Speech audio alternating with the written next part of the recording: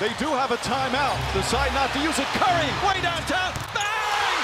Bang! Oh, what a shot from Curry! Okay, we're going to be talking about some must draft forwards for your 2021 fantasy basketball draft. And yes, we are back at it with a very exciting announcement that the 2021 fantasy basketball draft guide is now available. I mean, I know a ton of y'all enjoyed the Fantasy News and Brews draft guide last season. It's back. It's bigger, better than ever. So make sure y'all go, and instead of selling the draft guide for $50, whatever it may be, all you have to do is make a $10 deposit on Underdog Fantasy, the best place to get into some fantasy basketball drafts this season. Use promo code FLOCK and then DM that email that you signed up with over to Fantasy News and Brews on Twitter so we can get you that draft guide ASAP. When you use promo code FLOCK, you get that draft guide. And at the same time, you get a max deposit bonus to get into some real fantasy basketball drafts that way you can get some practice in for your leagues this year. And yeah, outside of that, go down there, drop a like on the video, subscribe to the channel, leave a comment letting us know how stupid we are. And I know that I'm stupid. That's why we have Garrett on here. Garrett is definitely significantly smarter than I am. So he can go through, he can lead this conversation telling us his top forwards that he's going to be targeting in drafts this year. Well, I'd appreciate the hype up. Hopefully I actually provide some useful information, but me and Johnny have put a lot of work into the draft guide. We've looked into the season a lot. And yeah, all these guys that I'll be naming, or if not the majority of them, will be on our boom list. And this is just based on a points league. So let's just jump right in. And actually, before I jump in, I will say it's a little odd sometimes labeling guys as a forward or a guard because some guys have eligibility, but I'm mostly leaning on the positions they actually played. So number one, and the reason I mentioned that is because number one for me is Paul George. Paul George, he can be a shooting guard, he could be a small forward, whatever. But this year, I think he's going to be a dark horse MVP until Kawhi comes back. We don't really know when Kawhi comes back. He could be out until playoffs. He could come back in December. It's really a crapshoot. He has a tough injury, and it just depends on how much he heals from it and how long it takes him to kind of get back to playing level. Paul George played great in the playoffs. He's streaky, but I think that he's kind of finding his own. I think that the Clippers are going to need this guy this year. He's going to be the star. He's going to be one who has the ball in his hands. And I do think that, come November, December, I think Paul George is going to be one of the guys that's leading the MVP voting. I mean, I think that he's just going to have an incredible first half of the year, and you can get him in the second round. The only concern for me is, once Kawhi comes back, who knows how that'll play out, but he is just going to go off. And I mean, he might be one of those guys that you draft, let him start in your starting lineup for a little bit and then maybe flip him once you hear Kawhi's coming back to someone, who is just looking at the stats. But either way, I think Paul George is a great steal in the draft this year, especially in the second round.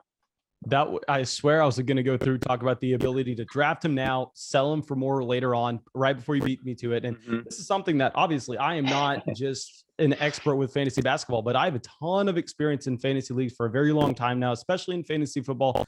This is something that you see like in draft season.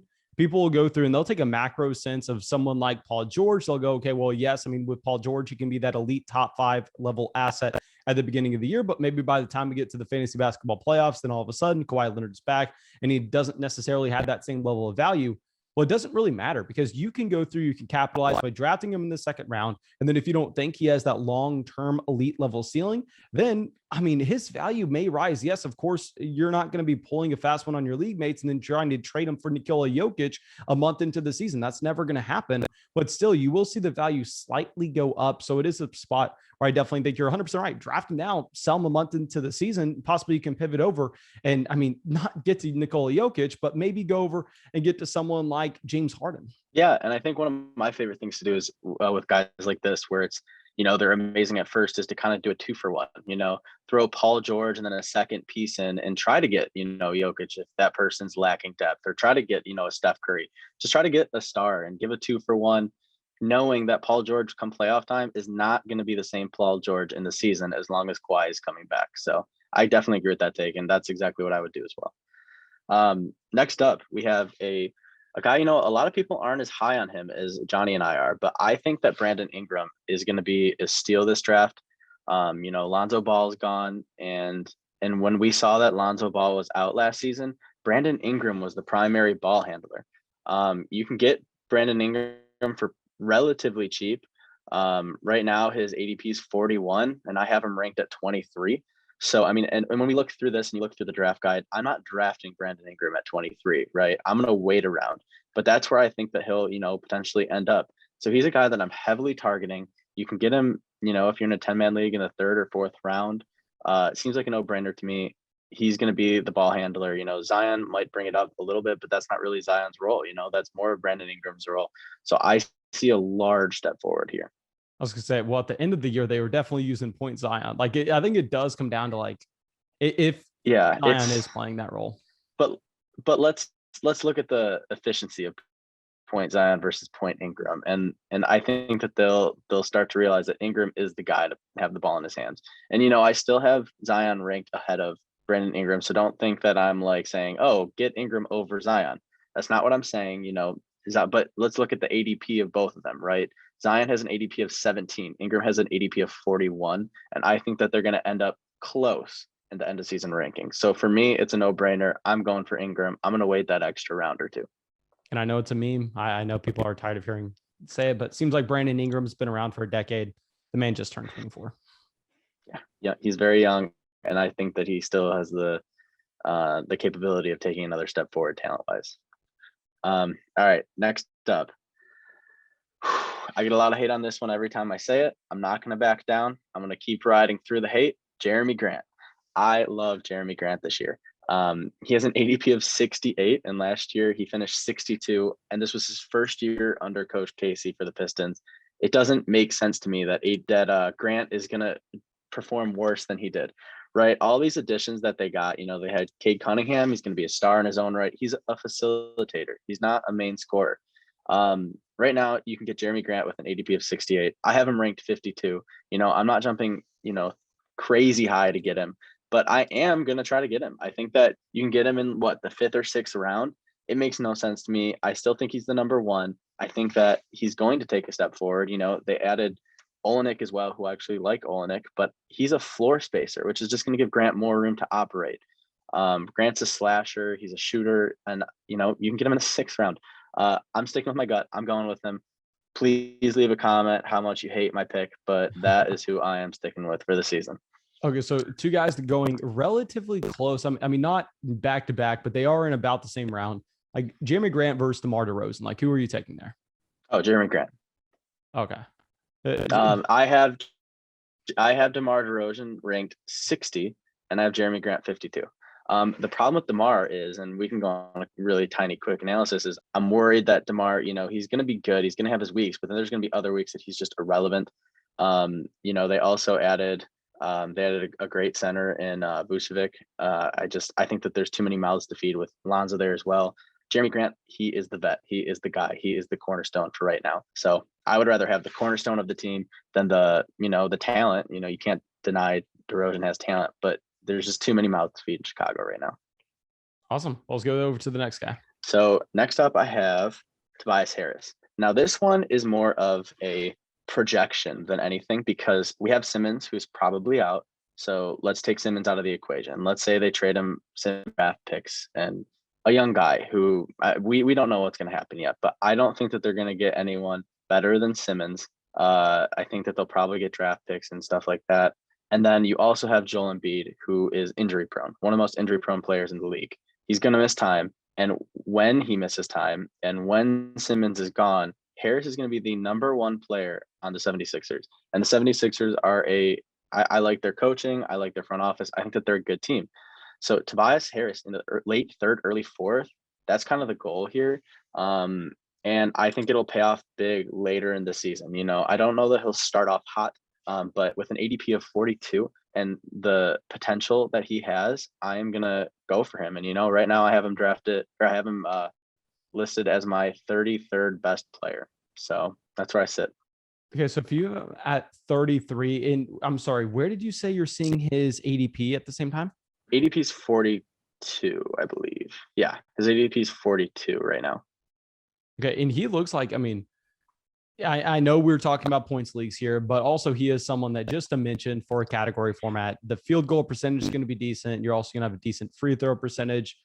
So, the turnovers are going to be very low. The defensive stats, there'll be some there. So it looks like just a very well-rounded player that you could almost fit into any roster, regardless if it's a point or a category league. Yeah, I like him. I like him a lot. It is going to be tough. I have him this year, and this was a tough one. I have him ranked over, guys like Zach Levine, which, it's really, really tough because Zach Levine is such a talent. But like I mentioned, the Bulls, there's just too many mouths to feed. And Tobias Harris has a better pathway for success. That's going to be another, hot take and another thing I'll probably get hate for, but we'll see when the season ends who had a better year. They paid Tobias Harris a lot of money.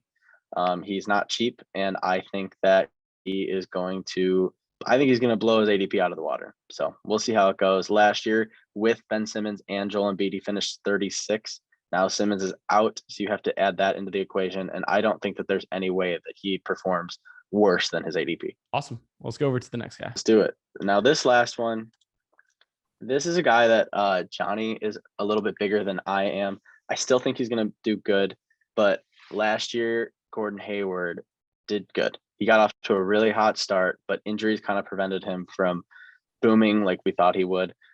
This year, same thing. We like him a lot again.